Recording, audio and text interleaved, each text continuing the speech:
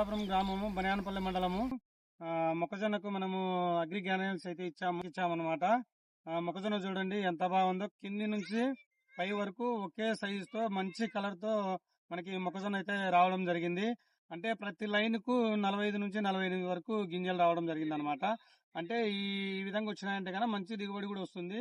ఇది దగ్గర దగ్గర మనం 4 ఎకరాలకు ఇచ్చాము. ఇందులో రైతు మాటల్లో విందాం. ఇట్లా ఎన్ని రకాలుగా ఎన్ని సార్లు వాడారు, ఏ విధంగా యూజ్ చేశారో ఒకసారి మాకు చెప్పండి సార్. ఒకసారి గ్రానువల్స్ అంటే 2 సార్లు వాడాము.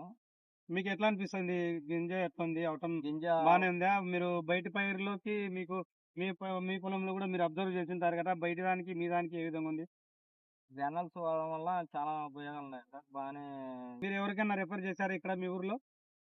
లేదు లేదు సార్, ఇప్పుడు ప్రస్తుతం ప్రజెంట్ గా మనమే వాడాము. మరి మీకు రిజల్ట్ మంచిగా ఉంది కదా, మళ్ళీ ముందుకు మీరు ఎవరికైనా రెఫర్ చేయాలనుకుంటున్నారా?